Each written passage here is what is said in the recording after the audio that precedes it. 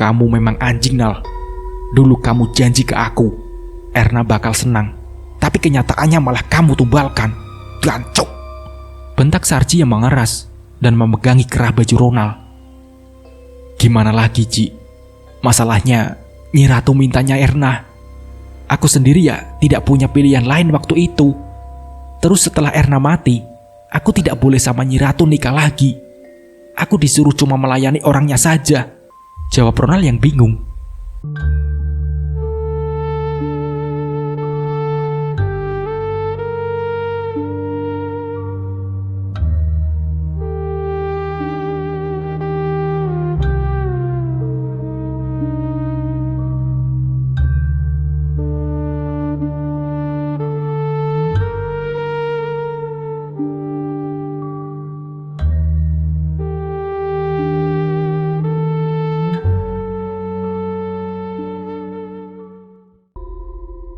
Erna, waktu masih kerja di pabrik, dulunya menjadi rebutan Sarji dan Ronald.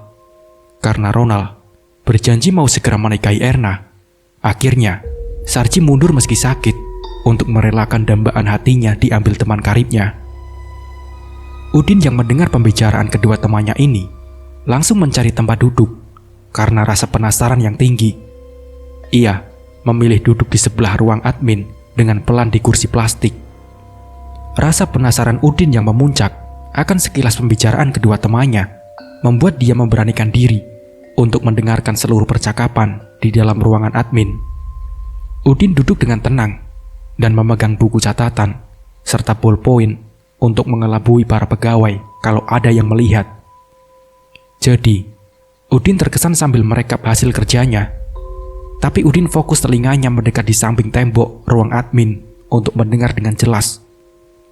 Bohong kamu, Nal, jawab Sarji sambil melepaskan pelan tangannya di kerah baju Ronald. Sumpah, Ji, beneran, Cok, jawab Ronald dengan keras yang meyakinkan Sarji. Kemarin malam, aku didatangi lagi sama Nyi Ratu, maunya minta adikku yang habis melahirkan. Kalau yang diminta adikku, perempuan satu-satunya ini, aku benar-benar gak tega, Ji. Terus bagaimana, Ji? Aku bingung. Nyi Ratu sendiri, aku janjikan 3 hari lagi, sehabis aku mencari uang banyak kepada Susi asistenku itu. Curhat Ronald yang panjang. Susi Aspri kamu sendiri tuh balkan. Gila kamu, Nal. Asli gila. Apa mau Nyi Ratu dikasih janji? Jawab Sarji kaget dan semakin acuh. Anjing memang kau ini, Nal. Habis Erna sekarang Susi, celetuk Sarji yang munafik. Ya, gak tahu, Ji. Waktu aku bicarakan begitu, Nyi Ratu kelihatannya mau marah. Tapi mau bagaimana lagi? Aku gak mau kalau adikku diambil, argumen Ronald. Paling kamu punya pacar lagi ya? Makanya Nyi Ratu agak marah kepadamu. Memang kamu bandel, Nal, tebak Sarji. Ronald hanya tersenyum kecil saja, serta menunduk sedikit dengan rasa malu di depan Sarji. Sudah, terserah kamu, Nal. Aku sendiri lagi ribet urusannya sama istriku, jawab Sarji sambil memegangi kepalanya. Kalau masalah uangmu belum lengkap, masalahnya ini masih pagi, aku juga belum ke bank.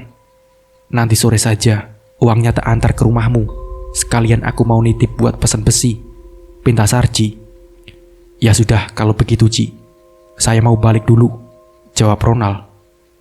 Setelah pembicaraan mereka terhenti, dan Udin yang sudah mengetahui sebagian apa yang sebenarnya terjadi, ia langsung berjalan cepat ke depan toko.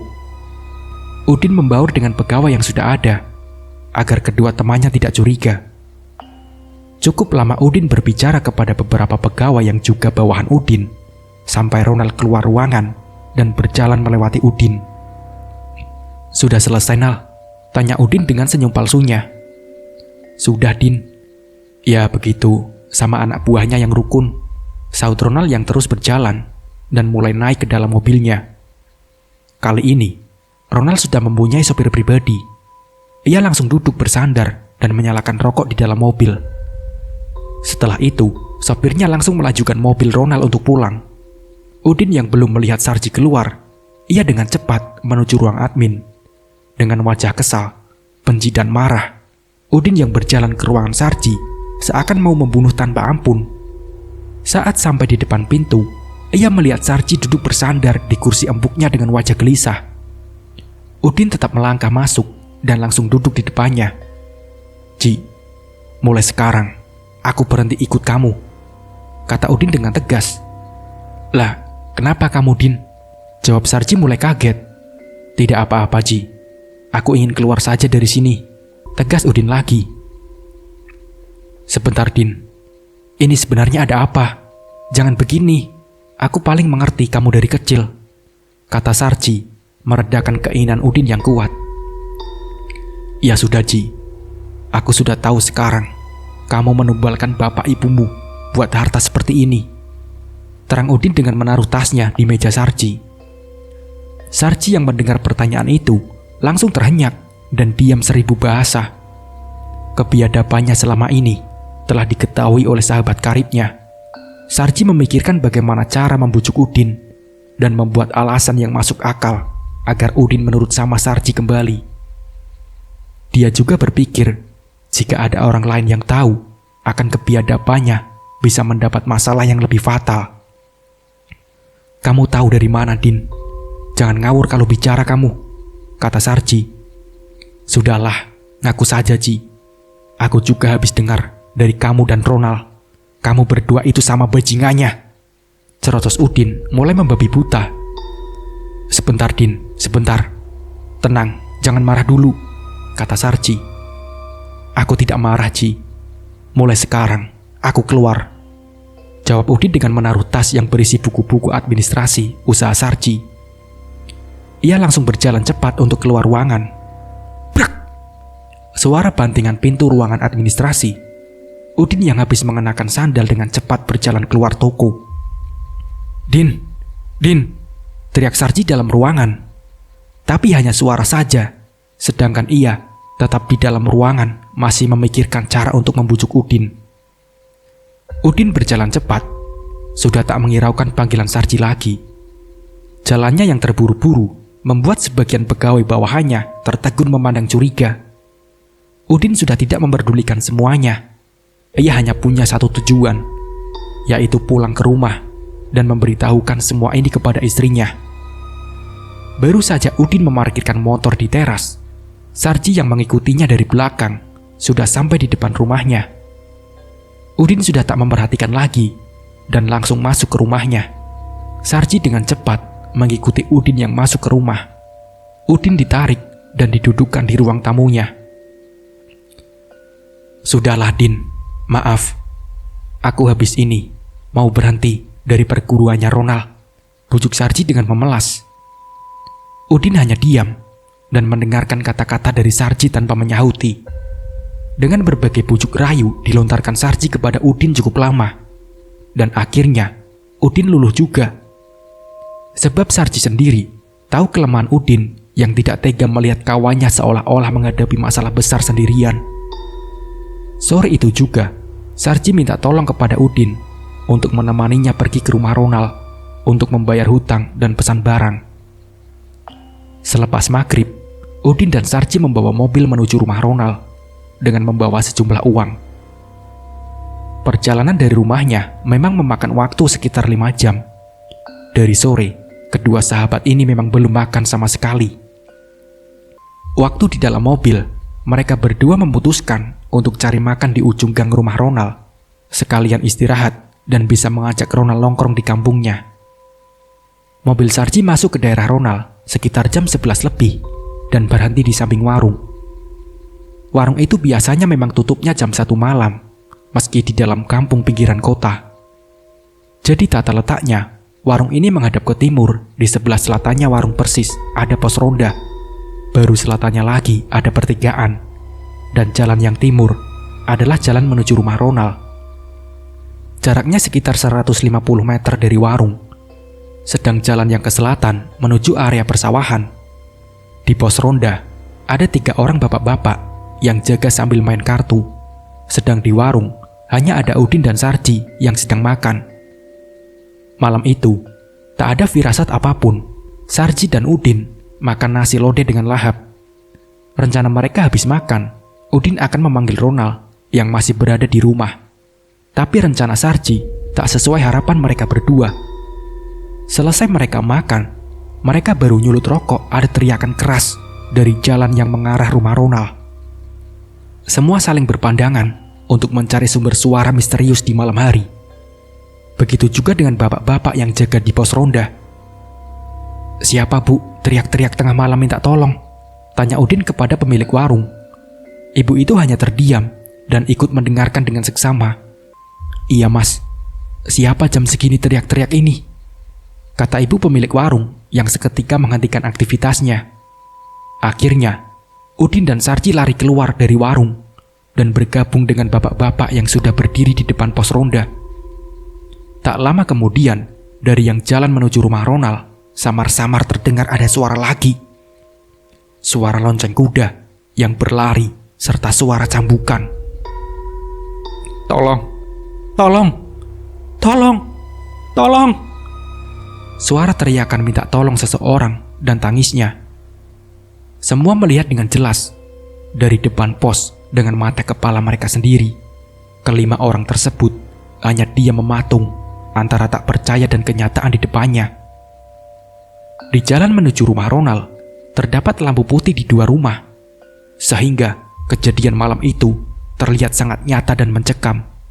Mata mereka berlima melihat seseorang perempuan membawa kereta kencana ditarik 2 kuda hitam dengan mata merah.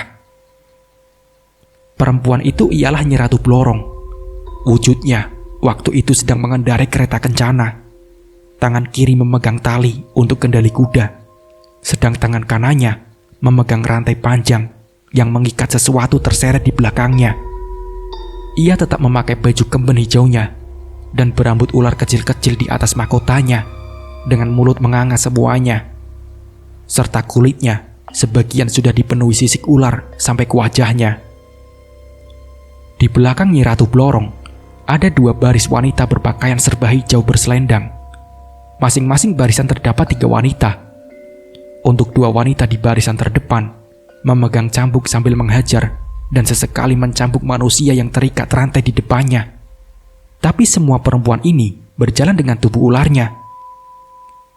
Hanya terlihat kepalanya dan tangannya yang dipenuhi sisik ular.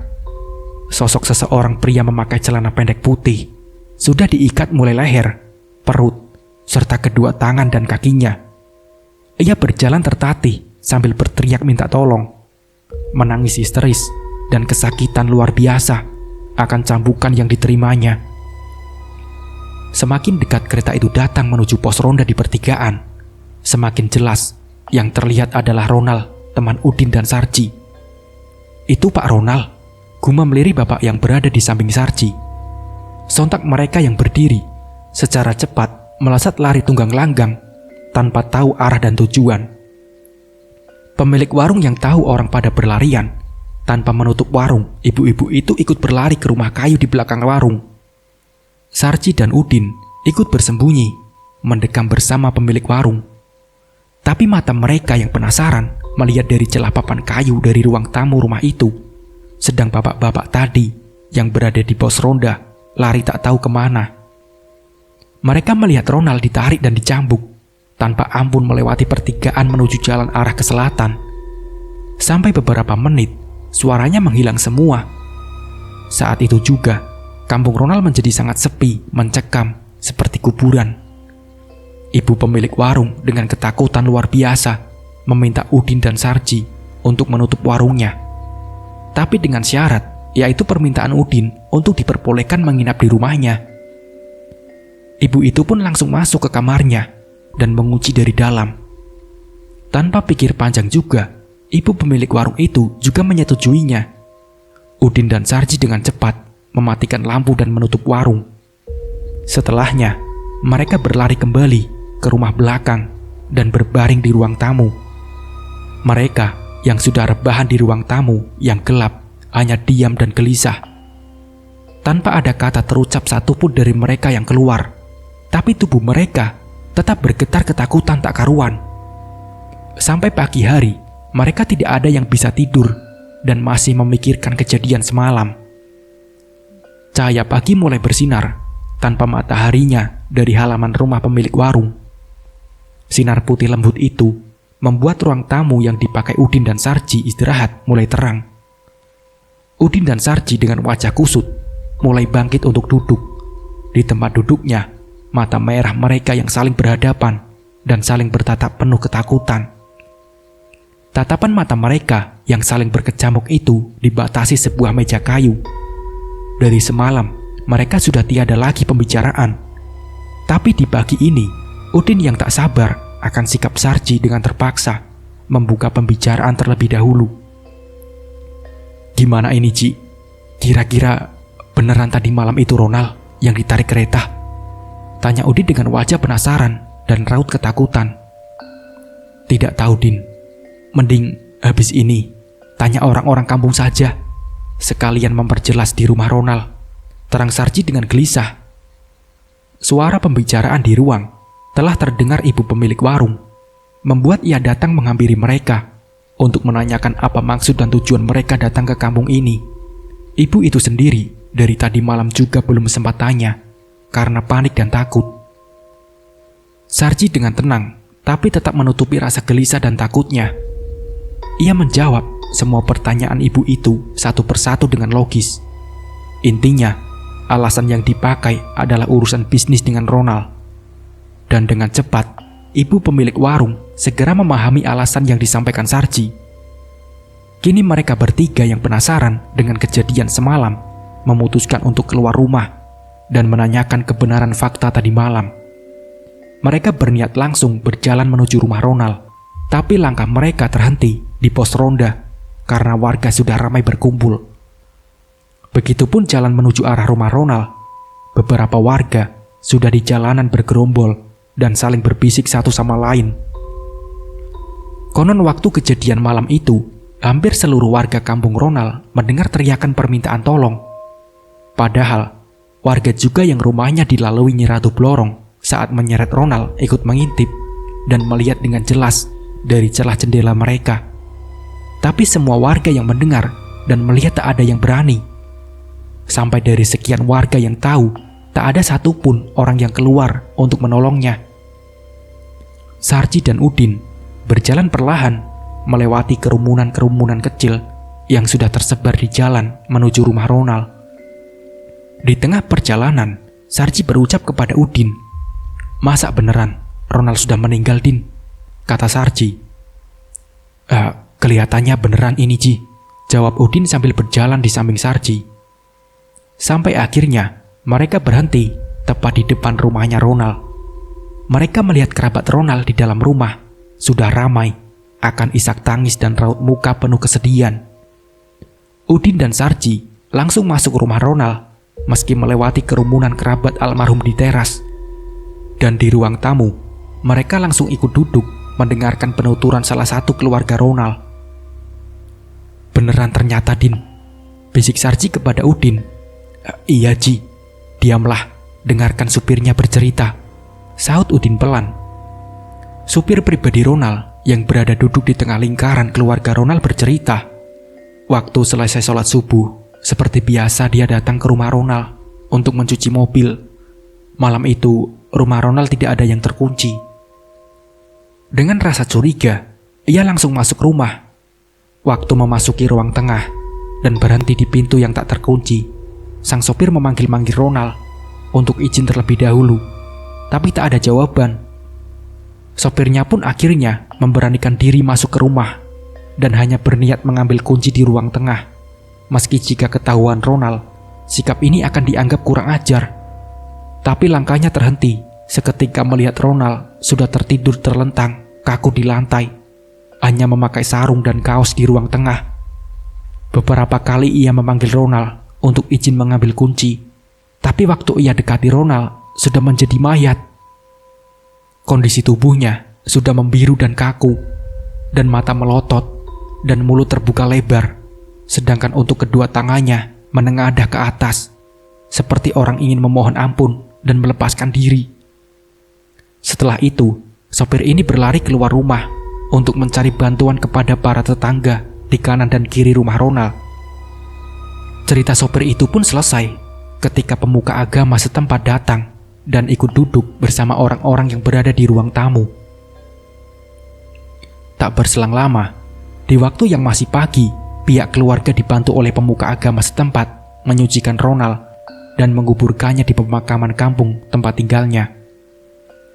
Tapi saat dikebumikan, keadaan Ronald tetap seperti ia ditemukan pertama kali. Hanya tangannya yang dipaksa sampai terdengar patah di pergelangan sikunya agar bisa bersedekap untuk terikat sebagaimana layaknya mayat dikafani. Sarji dan Udin mengikuti prosesi acara Ronald sampai selesai. Sewaktu masih di rumah duka, Sarji juga menyerahkan uang Ronald sebagaimana layaknya hutang piutang. Uang itu diserahkan kepada ahli waris yang masih berada di rumahnya. Saat siang, sudah mau berganti sore, mereka berdua izin kepada semua kerabat Ronald untuk pulang. Dan dalam perjalanan pulang, Sarji ketakutannya semakin menjadi-jadi. Ia meminta dengan sungguh-sungguh kepada Udin untuk mencarikan solusi memutuskan perjanjian dengan Nyi Ratu Blorong. Udin, sebagai sahabat sejati, dengan senang hati menyetujui permintaan Sarji. Dia juga berharap kawannya segera bisa tobat dan tidak menyerahkan nyawa seseorang lagi sebagai imbalan kekayaannya. Dengan semangat membara dan niat yang kuat, Sarji pulang tidak langsung ke rumah, melainkan langsung mengajak Udin menuju ke rumah kakaknya Udin.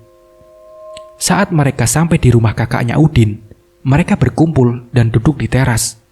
Sarji mulai bercerita panjang lebar tentang temannya Ronald sampai larut malam disertai rasa ketakutan yang mulai menjalar ke seluruh tubuhnya. Malam itu juga, Sarji berharap bisa mendapatkan bantuan dari kakak Udin akan niatnya.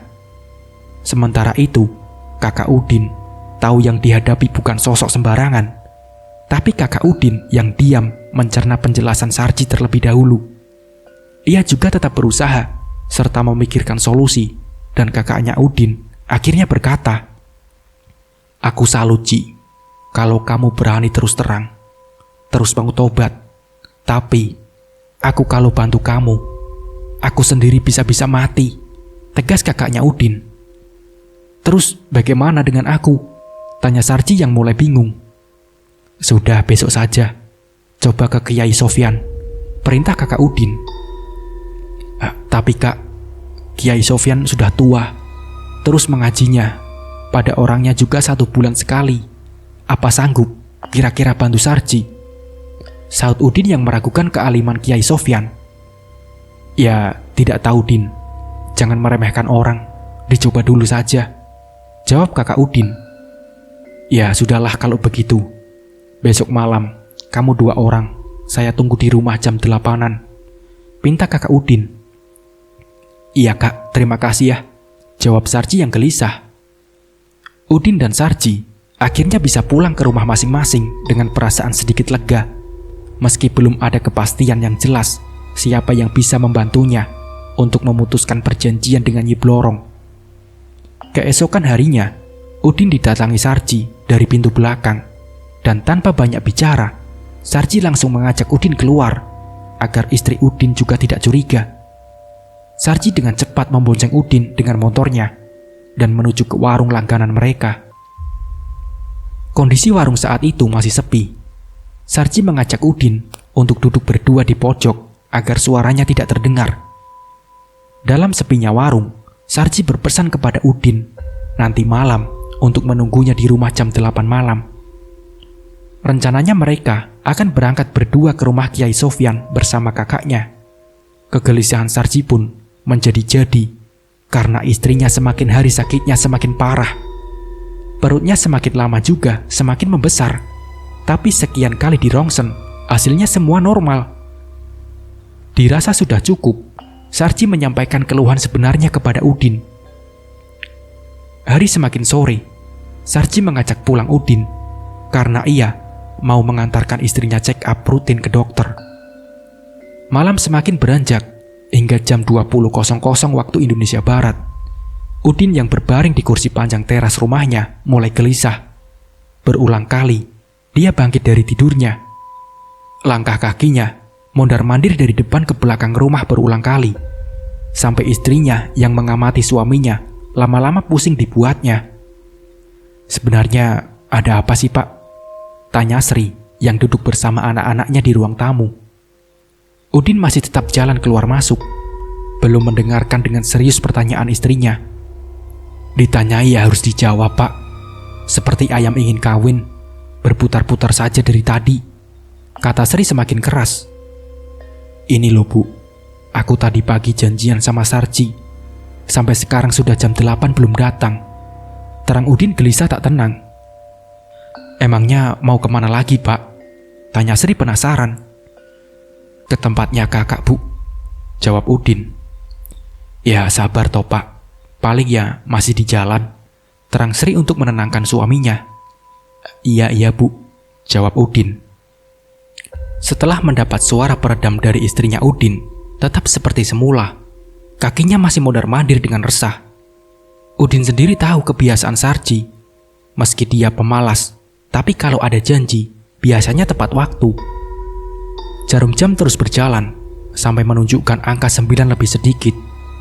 Detik demi detik, Udin lalui. Menunggu adalah hal yang membosankan dan paling ia benci, sebab waktu terasa sangat lama. Dari ujung gang rumah Udin, ada seseorang yang berjalan cepat di bawah lampu putih dengan tergopoh-gopoh.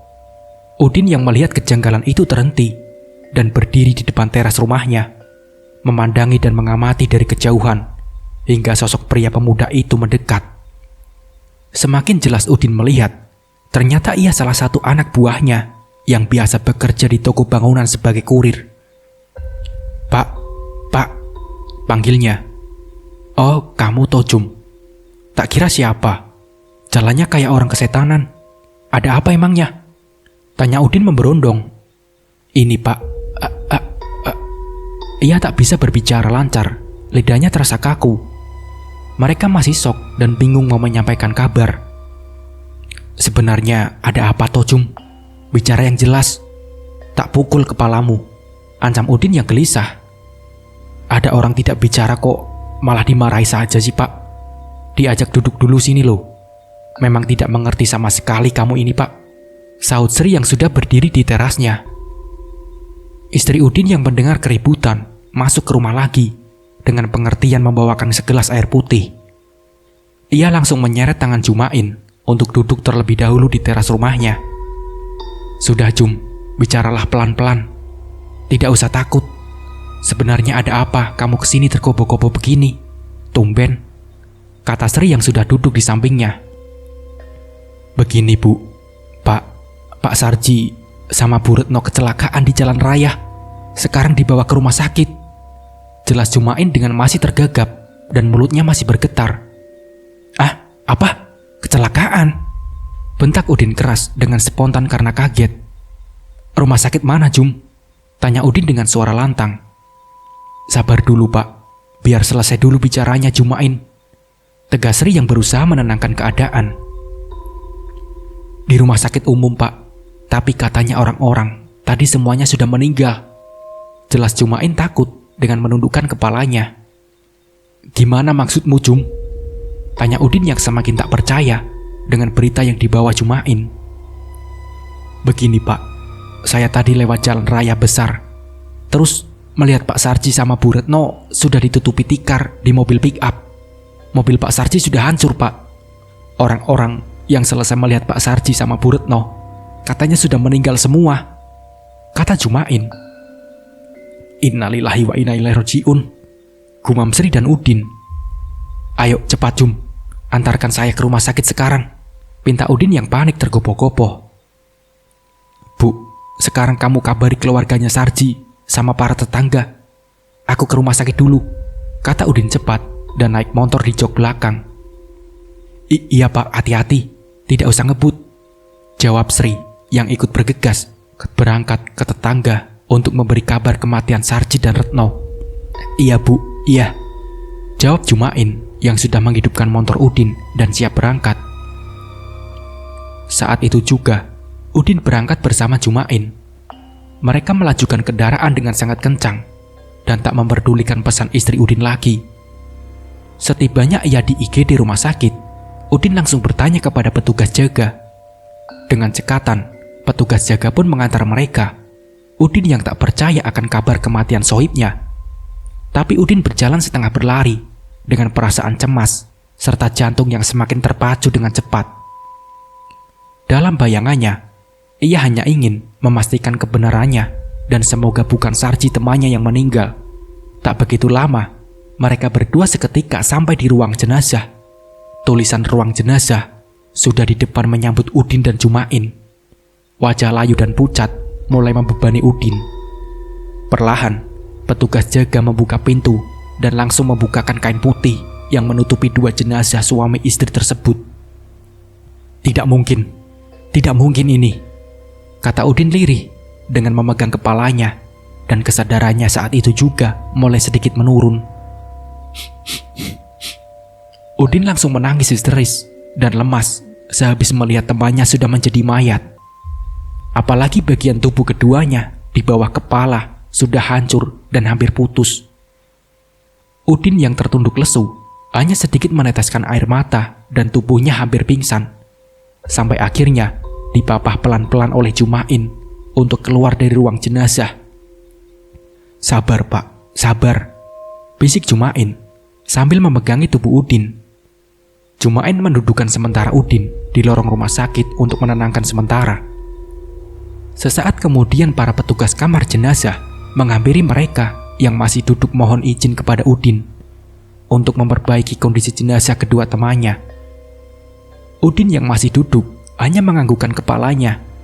Selanjutnya, ia segera dibawa Jumain dengan dipapah keluar untuk langsung pulang saat itu juga. Jumain sendiri takut kalau Udin semakin syok melihat temannya yang sudah meninggal. Malam itu, kondisi Udin hanya diam, dengan tatapan kosong, serta badannya sudah tak bertenaga lagi. Sampai di rumahnya Udin, ia langsung dibaringkan Jumain dibantu istrinya. Selanjutnya, Jumain yang masih di rumah Udin menceritakan kejadian di rumah sakit tadi. Selepas itu, Jumain pamit undur diri untuk pulang. Di pagi hari, rumah almarhum Sarji sudah semakin ramai, banyak orang mengaji dan silih berganti sambil menunggu kedatangan kedua jenazah suami istri. Tak berapa lama, mentari yang begitu terik, mobil jenazah datang dan segera menurunkan kedua jenazah tersebut. Suami istri ini langsung diletakkan di ruang tamu. Kedua jenazah yang berada di ruang tamu sudah disucikan di rumah sakit. Para kerabat dan warga sekitar langsung mencari air untuk bersuci. Udin yang masih berada di teras rumah Sarji dihampiri kakak Udin. Tiba-tiba, kakak Udin mengusap muka Udin dengan tangan kanannya yang masih basah. Lihat, sejatinya temanmu itu sekarang, kata kakak Udin berbisik kepada Udin. Maksudnya bagaimana kak? Jawab Udin lirih. Sudah, sekarang awakmu harus melihat Sarji sama istrinya dulu, tegas kakak Udin lirih. Udin dengan rasa penasaran berjalan mendekati kedua jenazah temannya. Kedua jenazah itu sedang dirapikan lagi dan mau dibalut dengan tikar. Sebelum terbalutnya jenazah, Udin sekilas melihat kedua temannya menjadi sepotong batang pisang. Masya Allah, ucapnya lirih. Orang-orang yang membalut mendengar ucapan Udin. Seketika itu juga, mereka menoleh dengan tatapan heran kepada Udin. Hanya senyumannya dan kepala sedikit menunduk, ia lemparkan kepada orang-orang itu untuk meminta maaf. Selanjutnya, Udin kembali menemui kakak Udin. Udin yang sudah berdiri di samping kakaknya mengarahkan bibirnya ke daun telinga kakaknya serta berbisik lirih. Kok bisa seperti itu sih kak? Tanya Udin penasaran. Itu hasilnya kalau memuja pesugihan, Din. Tapi kamu tidak ikutan kan? Jelas kakak Udin. Oh begitu ya kak, aku tidak ikut-ikut yang begitu kak, jawab Udin dengan tegas, tapi tetap dengan suara lirih. Sejatinya, temanmu itu sudah dibawa ke tempat kerajaannya Nyi Blorong semua. Terang kakak Udin berdiri tenang. Terus bagaimana kak nasibnya teman-temanku? Tanya Udin polos. Ya sudah Din, itu memang pilihannya temanmu. Sampai kiamat besok, ia tetap di sana jadi budaknya Nyi Blorong. Jelas kakak Udin dengan berbisik serta melihat jamaah yang sudah bersiap dalam barisan saf di ruang tamu untuk menyolati jenazah Sarji dan Retno. Jamaah yang sudah siap langsung dipimpin oleh kakak Udin untuk segera disolati. Beberapa menit acara selesai, mereka semua bergegas segera memakamkan kedua jenazah ini. Mereka berdua dimakamkan di sebelah ayah dan ibu Sarji. Hari itu menjadi pukulan yang paling berat bagi Udin dan keluarganya, karena Sarji selama ini sebagai tumpuan utama ekonominya. Selama 2 hari, ia terlihat sering termenung dan melamun sendiri di rumahnya. Udin juga sejak saat itu sudah tidak bekerja lagi di toko Sarji. Di hari ketiga, setelah selesai acara rutin di rumah Sarji, Udin tiduran sendiri di ruang tamunya. Istri dan anak-anaknya kebetulan malam itu sedang ikut acara pengajian di kampung sebelah. Jam 8 lebih, Udin masih belum bisa tidur, tapi tubuhnya merasa sudah kelelahan. Sewaktu Udin rebahan di ruang tamunya, dari belakang rumah terdengar suara aneh, seperti suara gesekan rumput dan daun kering. Tapi suara itu terus berbunyi dan bergerak pelan dari belakang menuju samping rumahnya. Udin yang masih terdiam di ruang tamu sendirian, lama-lama merasa curiga akan suara itu karena suaranya terus berbunyi. Udin yang penasaran akhirnya terbangun dan melihat sumber suara itu dari jendela kamar. Dari kamarnya ada sebuah jendela kecil berlapis kaca bening. Di balik jendela itu terpancar sinar kuning lampu neon di atasnya. Saat ia membuka jendela, mata Udin terbelalak seketika melihat sosok di bawah jendela yang terkena sorot sinar lampu kuning. Ada seekor ular hitam yang besar berjalan menggeliat pelan. Besarnya ular hitam ini sebesar tiang listrik, dengan kepala menyerupai manusia berambut ular. Desisan dan juluran lidah ular itu terdengar jelas saat itu. Astagfirullahaladzim, ucap Udin dengan kaget dan sedikit memundurkan tubuhnya dari jendela. Sadar akan ada hal yang janggal, Udin segera berlari keluar rumah lewat ruang tamu. Tapi larinya Udin terhenti di jalan depan rumah dan menoleh sebentar untuk melihat rumahnya sendiri dari jalan. Ternyata ular hitam yang besar itu sudah melilit rumahnya. Tubuh ular hitam ini sangat panjang karena lilitannya sudah melingkarkan 3 lingkaran tubuhnya di rumah Udin. Sedangkan kepalanya tepat di atas bubungan genting sekilas menatap Udin dengan mata merah yang tajam yang penuh kemarahan. Ular itu dari atas bubungan genting masuk ke rumah dengan menembus gentingnya. Udin teringat bahwa ini adalah seperti sosok Nyi Blorong yang pernah ia lihat waktu di kampung Ronald. Sadar akan keselamatannya, spontan ia langsung berlari sekencang-kencangnya menuju rumah kakaknya tanpa alas kaki. Sekian menit ia berlari menembus kegelapan malam sampai akhirnya di rumah kakaknya. Ia langsung menabrakkan diri ke pintu rumah kakaknya. Brak! Hentakan yang cukup keras, tubuh Udin tidak bisa membukakan pintu rumah kakaknya. Dengan kedua tangan yang sudah terkepal dan rasa ketakutan tinggi, ia menggedor rumah kakaknya yang masih terkunci secara cepat. Udin pun terengah-engah. Nafas Udin yang cepat serta detak jantung berdegup kencang dan keringat sudah membasahi bajunya. Kakaknya yang mendengar kegaduhan di depan rumah langsung berlari kecil ke depan dan membuka pintu. Saat Udin sudah melihat sosok kakaknya sendiri, ia langsung memeluk erat tubuh kakaknya dengan ketakutan. "Kak, tolongin aku, Kak. Tolongin aku," pinta Udin mulai menangis ketakutan. "Ada apa, Din? Ada apa?" jawab kakaknya dengan merenggangkan pelukan Udin serta menatapnya penuh curiga. "Nyi Blorong di rumah, Kak. Sudah melilit rumahku sekarang, Kak," jelas Udin yang terus menangis. "Diamlah sebentar. Sekarang begini, kamu berangkat ke tempat Kiai Sofyan. Terus istrimu di mana sekarang?" kata kakaknya Udin. "Istriku ikut pengajian di kampung sebelah, Kak," jelas Udin dengan nafas berderu cepat. "Ya sudah, kamu sekarang berangkat ke tempat Kiai Sofyan. Aku yang menjemput istri dan anakmu. Nanti aku datangi di rumah Kiai Sofyan," pinta kakak Udin. "Ya kenapa, Kak? Istri sama anak-anakku dijemput," tanya Udin yang tidak mengerti. "Matamu, Kalau sudah begini, kamu sekeluarga diincar sama Nyi Blorong, bodoh. Bentak kasar kakaknya yang tak tahan akan keluguan Udin. Larilah saja yang cepat, sama baca doa yang sudah pernah kukasih, biar tidak mengejar kamu Nyi Blorongnya. Jelas kakaknya Udin. Dengan sisa tenaga dan tanpa tanya lagi, Udin langsung berlari secepat-cepatnya menuju rumah Kiai Sofyan yang berada di desa sebelah. Sementara kakaknya Udin pergi ke desa sebelah yang lain dengan membawa motornya untuk menjemput anak dan istri Udin. Hawa dingin rintik hujan dan suasana gelap malam ia terjang.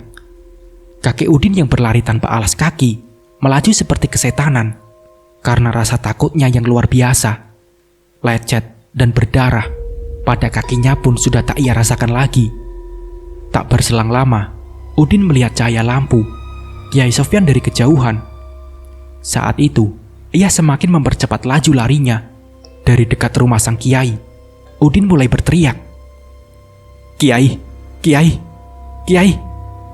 Kiai Sofyan yang sudah tua mendengar teriakan itu bangkit dari duduknya di ruang tamu. Ia berjalan pelan menuju depan rumah karena teriakan keras di malam hari dari seseorang di luar. Sampai di depan teras, Kiai Sofyan berdiri seseorang diri mencari sumber suara. Meski kegelapan malam, pandangan beliau masih tajam. Dan tak lama kemudian, Udin berhenti tepat di depannya. "Kiai, Kiai, tolongin saya Kiai," pinta Udin dengan nafas ngos-ngosan, tersengal-sengal, dan sedikit membungkuk, serta kedua tangannya memegangi perutnya. "Oh alah, kamu Todin. Tak kiranya siapa. Kesini ayo, masuk dulu ke rumah." "Kenapa kamu menangis?" tanya Kiai Sofyan sambil memegang kedua bahunya Udin. Udin yang sudah bertemu dengan Kiai, ia langsung bersimpuh di kaki Kiai Sofyan, dan hanya tangisan sedih dan ketakutan yang utarakan. Kiai Sofyan sendiri bingung sebenarnya apa yang terjadi. Perlahan, Kiai Sofyan mengangkat bahunya dan membangkitkan Udin untuk berdiri, lalu mengajak Udin untuk berpindah ke ruang tengah. Beliau mendudukan serta mendiamkan dahulu sampai tangisnya sedikit mereda dan tenang di dalam rumah. Kiai Sofyan dengan tangan keriputnya segera memberikan minuman kepada Udin untuk meredakan dahaga dan rasa takut, panik, bercampur sedih. Kejiwaan Udin di ruang tengah lama-kelamaan mereda dengan perlahan. Tapi Udin hanya tertunduk lesu di samping Kiai Sofyan dengan hening. Jiwa dan batinnya masih terguncang hebat malam itu. Baju Udin yang sudah basah oleh keringat dan kaki sudah lecet penuh darah sudah tak dirasakannya lagi. Beberapa menit kemudian, kedua wajah mereka terangkat naik seketika ada sumber suara di depan. Keheningan mereka pecah saat suara motor 2 tak itu terhenti tepat di depan rumah Kiai Sofyan. Motor yang diparkir kakaknya di halaman rumah Kiai Sofyan tak berarah karena terburu-buru. Kakaknya Udin bersama anak istri Udin berjalan menuju rumah Kiai Sofyan dengan panik dan gelisah. Tapi langkah mereka terhenti di depan pintu ruang tamu. "Assalamualaikum," salam kakak Udin. "Waalaikumsalam," jawab Kiai Sofyan disertai langkahnya sedikit tertatih keluar dari ruang tengahnya menuju ruang tamu. Sang Kiai tua bertubuh ringkih dan berambut putih langsung membuka pintu. Ingatannya yang masih tajam mengamati siapa yang datang. Setelah ia tahu bahwa tamunya ialah kakak Udin dan anak istri Udin, beliau langsung mengajak mereka berkumpul ke ruang tengah. Sang Kiai mengajak semua bergabung di ruang tengah untuk melihat kondisi Udin yang sudah memprihatinkan. Situasi rumah Kiai Sofyan yang semakin ramai orang membuat Bu Nyai Sofyan juga ikut bergabung dengan mereka. Udin yang sudah tenang tapi hanya diam dengan tatapan kosong dan wajahnya pucat layu. Ia masih belum mampu berbicara. Istri dan anaknya mengerumuni dan Udin memeluk kepala keluarga itu yang ketakutan. "Kenapa Pak? Kenapa?" tanya istri Udin serta tetesan air matanya mulai jatuh. Udin hanya tetap diam membisu. Sedangkan kakaknya Udin sendiri langsung menceritakan kejadian yang dialami Udin dari awal sampai akhir secara detail. Lalu kakaknya Udin yang sebagai kakaknya meminta bantuan kepada Kiai Sofyan untuk membantu Udin yang nyawanya terancam oleh Nyi Blorong. "Oh, begitu ceritanya. Adikmu ini ikut makan hartanya Blorong. Ya pasti dikejar," terang Kiai Sofyan. "Terus bagaimana Kiai?" tanya kakaknya Udin. "Ya, nanti dibersihkan semuanya, seluruh keluarganya," jawab Kiai Sofyan.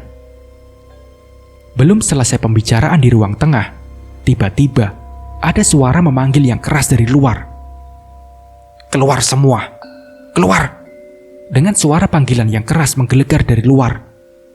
Udin yang mengenal suara itu semakin meringkuk takut. Jiwanya yang sudah tergoncang bertambah takut. Udin yang duduk membenamkan wajahnya di tubuh istrinya dan kembali menangis. Anak istrinya saat itu juga memeluk Udin, dan mereka semua ikut sedih serta meneteskan air matanya. Tapi Kiai Sofyan yang terkenal miskin dan ramah dengan tenang keluar dari rumah. Sedangkan kakaknya Udin mengikuti di belakang punggung Kiai Sofyan sambil sembunyi. Sampai di teras rumah, Kiai Sofyan berdiri memandang depan rumahnya sudah ada Nyi Blorong. Jarak antar keduanya tak lebih dari 20 meteran. Kali ini Nyi Blorong bersama pengikutnya, yaitu siluman ular dengan jumlah sangat banyak. Ular-ular di belakang Nyi Blorong memang sangat aneh bentuknya. Tidak seperti lazimnya ular di dunia nyata. Ada yang berbentuk kepalanya ular, tapi mempunyai rambut seperti manusia dan telinga seperti kelelawar. Ada juga telinga serta hidungnya mirip manusia, tapi kepalanya ular. Karena banyaknya jumlah, sampai tidak bisa menggambarkan satu persatu bentuk para pengikutnya saat itu. Nyi Blorong sendiri malam itu yang sedang berwujud manusia tak sempurna, karena seluruh tubuhnya bersisik ular. Ia berdiri di atas punggung ular yang besar sebagai kendaraannya. Tunggangannya yang berupa ular itu berwarna hitam, bermata merah, dan berambut ular-ular hitam kecil. Dari remang cahaya yang tersirat dari teras Kiai Sofyan, terlihat jelas Nyi Blorong dengan wajah yang mengerikan sudah dipenuhi kemarahan. "Sudah cukup, tidak usah diteruskan. Ini santriku," kata Kiai Sofyan dengan mengarahkan telapak tangannya ke depan rombongan Nyi Blorong.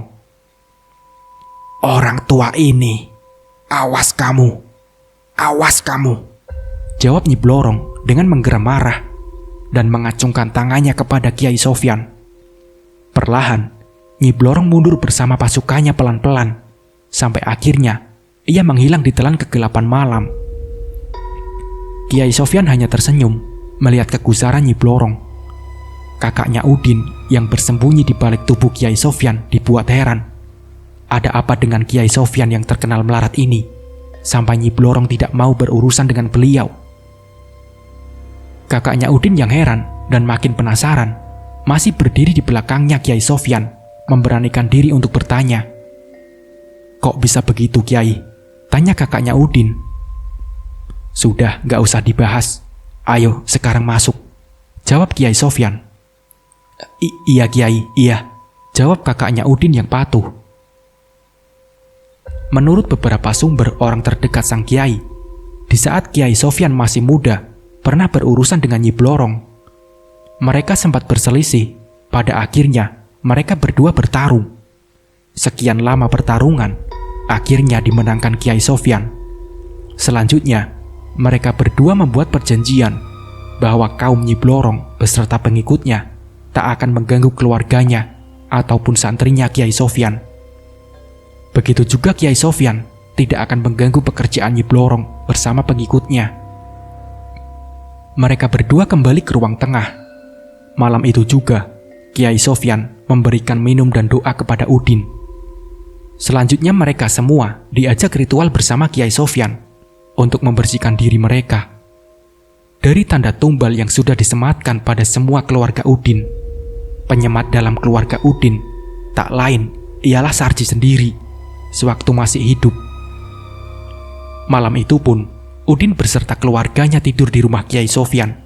Kakaknya Udin sendiri ikut menemani keluarga adiknya. Menjelang subuh, sekitar jam 3 dini hari, Udin yang sudah tidur dengan lelap di ruang tengah, tiba-tiba berteriak histeris dengan mata masih terpejam. Ayo Ji, ayo Ji. Semua yang berada di rumah itu bangun dan mendatangi Udin. Mereka melihat Udin berteriak dan menangis histeris dalam tidur. Bangun pak, ada apa? Tanya istri Udin yang sudah berada di sampingnya. Udin yang terbangun seketika dan langsung duduk. Kakaknya Udin yang sudah siaga di samping Udin dengan segera memberikan segelas air putih kepadanya. Ini Din, diminum dulu, kata kakaknya Udin. Sehabis minum air putih, kedua mata Udin mulai berkaca-kaca serta bibirnya bergemetar. Lalu dengan perlahan ia mulai bercerita. Ya Allah, aku melihat Sarji sama Retno diikat, dirantai kakinya, tangannya, terus lehernya.